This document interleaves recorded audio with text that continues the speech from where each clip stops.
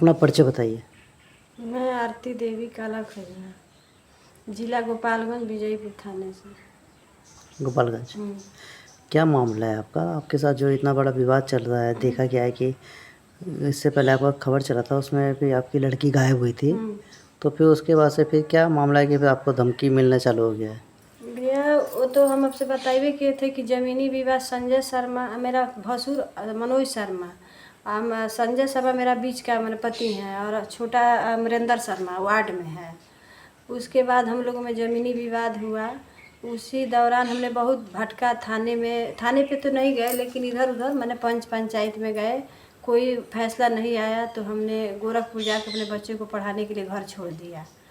जब वहाँ गए तो 1 साल तक हम अपने फैमिली में कनेक्ट नहीं थे, किसी से बातचीत नहीं, हमारी फैमिली बहुत खुश थी। उसके बाद 1 साल के बाद वेद व्यास शर्मा का दामाद बबलू और शैलेश वकील है बनारस का, मिर्ज़ापुर में। तो 1 साल के बाद वो फ़ोन किए मेरे पास, जैसे कि चाची जी नमस्ते, कहाँ रहती हैं। जब वो बबलू फ़ोन करना शुरू किए, शैलेश वेद व्यास शर्मा का दामाद है बनारस में, तो उसी के बाद 3 महीना तक फ़ोन किए उनकी बीवी निक्की, और वो पहले बार उन्हीं लोग कनेक्ट हुए, बात होने लगा। मेरे फैमिली में तो झगड़ा था तो हम बात नहीं करते थे। उसके बाद उन्होंने बस ये पूछते थे कहाँ बच्चे पढ़ते हैं, किस स्कूल में पढ़ते हैं, कहाँ रहते हैं, इसे बात करते थे। तो हमने 3 महीना झूठा बोल बोल के कि मैं यहाँ रहती हूँ, क्योंकि मुझे उन लोगों पे विश्वास नहीं था। तो बच्चा सबको तो दिमाग उतना नहीं होता है। 2 बच्चे तो समझदार थे, मेरी बेटी बिल्कुल कम बुद्धि की थी। उसको कोई कुछ खाने को दे देता था तो उसी पे वो उसको अपना पेट का सारा बात बता देती थी। वो कब कहाँ जिया उससे सारी बात बता दी।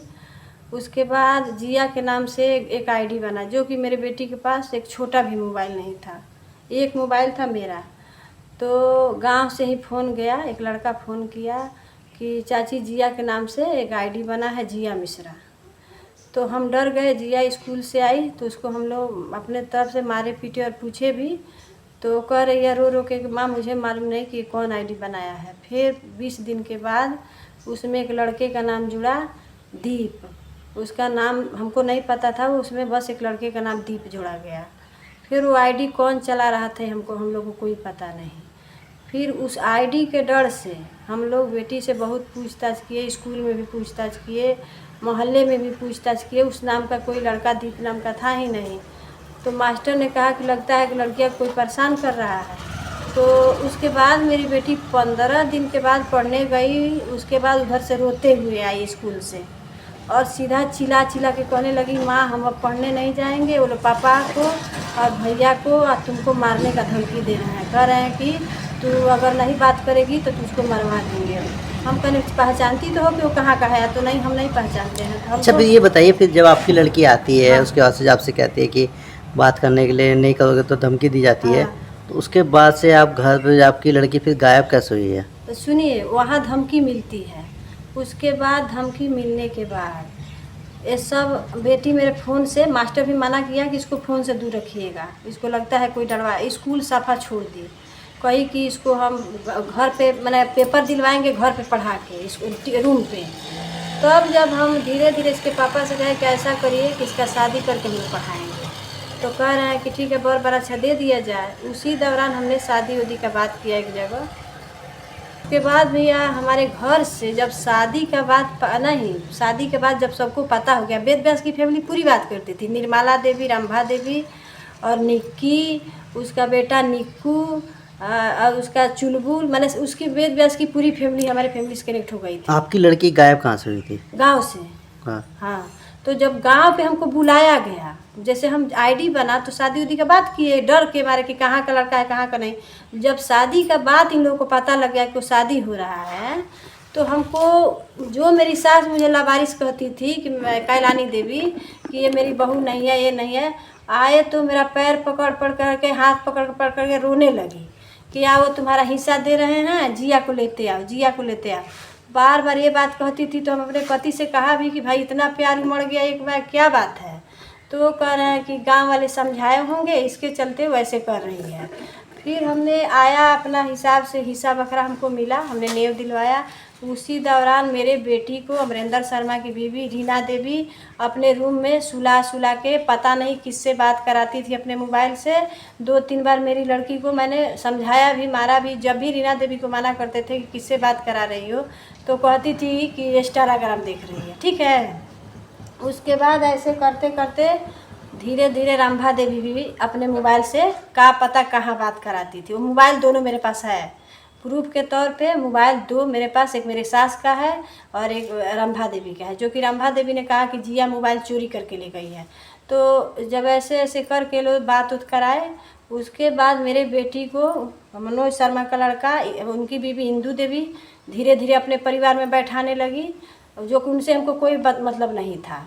बैठाते उठाते उसको इतना चाट चाउमीन फालतू चीज़, मैंने मोटरसाइकिल पर बैठा के 20 दिन खूब मार्केट घुमाया लोग, बहलाया लोग, फुसलाया लोग। उसके बाद जब भी हम जिया से पूछे कि तुम्हारा इतना मान जान हो रहा है, तो जिया कहती थी कि हमारा शादी हो रहा है, इसके चलते चाचा उचा मान रहे हैं लोग। उसके बाद ऐसे होते होते एक बार शादी का जब डेट हम फिक्स करने लगे, तो अमरिंदर शर्मा को जैसे कि चौंक रहा था। जब डेट नज़दीक आने लगा तो चौंक के कहता था अभी शादी ज़रूरी है, अभी शादी नहीं होगा। तो हम उसके हरकत पे ध्यान दे रहे थे कि ऐसा क्यों कर रहा है। फिर हमने जब शादी का डेट नज़दीक आने लगा बाराच्छा का, तो एक बार फ़ोन गया कि लड़की काली है, शादी मत करिएगा। अगुआ के पास स्नैक चैट से फ़ोन गया है। फिर अगुआ बोला कि लड़की काली है, कौन फ़ोन किया, तो खजुआ से स्नैक चैट से फ़ोन आया है। फिर एक बार फ़ोन गया कि लड़की बदमाश है, शादी मत करिएगा। फिर कहाँ से फ़ोन आया, तो खजुआ से आया है। मैंने जहाँ अगुआ जो था शादी लगाया था, वो फ़ोन बार बार हमको करके बताया। आपकी लड़की की शादी तय कहाँ हुआ था? हमारे लड़की की शादी एक ही पटीदारी में हुआ था, जहाँ मनोज शर्मा की बेटी रिक्की का शादी तय हुआ था, उसी के पटीदारी में, जो कि मेरे घर वाले को पता नहीं था। हमको बस पता था। और जब इन लोगों को ये पता लग गया कि एक ही पटीदारी में शादी हो रहा है, तो इन लोगों का एकदम तेज़ी हो गया। इन लोगों को तेज़ी हो गया एकदम कि नहीं, जितना जल्दी हो इसको बताना चाहिए। तो अब इसको बहलाते फुसलाते हमको न डर था कि बेटी के साथ इतना मान जान दूध उठावना किया गया। उसमें मेरी सास दावा देती थी कि क्या देती थी, रोज़ सुबह 1 गिलास दूध और 5-6 ठो टोस्ट सुबह, जो कि वो मेरे बेटी को एक टाफ़ी नहीं देती थी, वो बक्से पे मेरे ले आके किचन में और रख देती थी, सुबह गर्म दूध और 4 ठो टोस्ट। तो हम कहते थे कि बेटी तुमको तो ऐसे पहले नहीं होता था। तो उसके बाद लड़की, उसको 14 तारीख को शायद हमको लगा कि पता लगा कि हमको कुछ हमारे साथ होने वाला है। तो 14 तारीख को 7 बजे रात में मेरा बेटा सब्जी लेके आया। तो मेरी बेटी कूदते सब्जी कही कि मम्मी हम जा रहे नीचे, अपन खुशी से गई। और नीचे रूम में जाते जाते वहाँ से जब आई है, तो उधर से रोते आई है। उसको भैया कौन क्या कहा था हमको नहीं पता, बस इतना कह रही थी मम्मी पापा भैया को बचा ले, मम्मी पापा भैया को बचा ले। हमको पकड़ पकड़ के रोने लगी। तो हम कहे तुमको कोई कुछ कहा है? तो माँ हमको कुछ हो जाए तो तू क्या करोगी?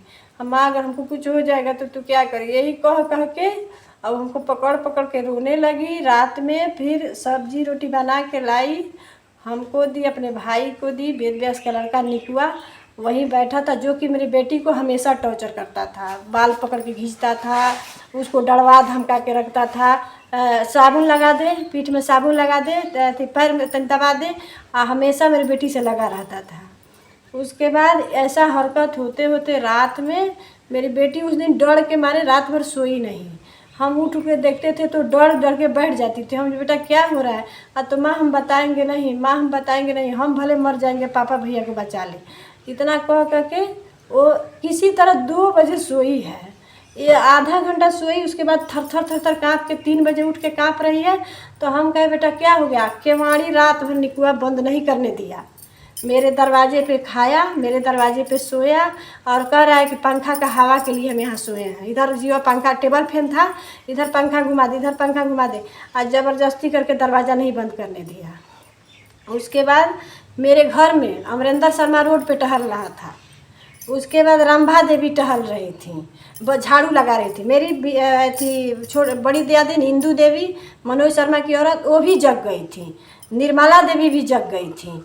उस दौरान मेरी बेटी बाथरूम करने उतरी है, तो हमसे कही है कांप रही है। पता नहीं उसको क्या हुआ था उस रात, तो रो रो के रात भर नहीं सोई। उसको क्या कहा गया था, क्या डर धरा, बस ये बात कही अब जब भी मार खाई है चाहे कि पापा भैया को बचा लेना, हमको कुछ हो जाए। उसके बाद मेरी लड़की बाथरूम के लिए जब जाए, मम्मी हम अकेले जाएं, तो हम कहा दिए बेटा सारे लोग तो जग गए हैं, चाचा जग गए हैं, सब लोग जग गए हैं, जाओ क्या डर है। ये लोग गई हैं। उसके बाद जाने के बाद वो लोग नीचे थे, लड़की आई कि नहीं आई, मेरा 20 मिनट आँख लगा है। 20 मिनट आँख लगने के बाद मेरा एक हरा कलर का कंबल था, वो कंबल अमरिंदर शर्मा के रूम में था। वो कंबल मेरे रूम में आ गया था। मैंने 15-20 मिनट के अंदर इतना काम हुआ। वो कंबल आया, उसके बाद मेरे पीठ के पीछे मेरे तकिया इतना लंबा सा लगा के उस पर कंबल से खूब अच्छे तरह से हाथ गोड़ बना बना के आदमी का सृजना मेरे पीछे बना दिया गया था। जहाँ मैं सोई थी, उसके बाद लड़की को कब निकाल दिया गया हमको नहीं पता। जब हम उठे हैं तो हम लोग 2 ही आदमी थे, उतना बड़ा फैमिली है, लेकिन मेरा हित कोई नहीं था। वो तो शुरू से हमारा बर्बादी। मेरे सास जब भी कुछ अच्छा होता है तो राय करके, मेरे साथ ये चौथा घटना है। मेरे पति का एक्सीडेंट हुआ इन लोगों के राय होने के बाद। मेरे बेटे का पैर टूटा, जब अच्छा हम लोग जीने खाने लगे तो फिर राय करके मेरे बेटे का साथ ऐसा घटना घटाया गया कि यहाँ उसका पैर टूट गया था। बहुत घटना मेरे साथ ऐसा घटाया गया है। फिर उसके बाद किसी तांत्रिक के द्वारा ये लोग काले क्रियाकलाप करते हैं। लोग नाम भेजवा के, फोटो भेजवा के, वेद व्यास का दामाद बबलू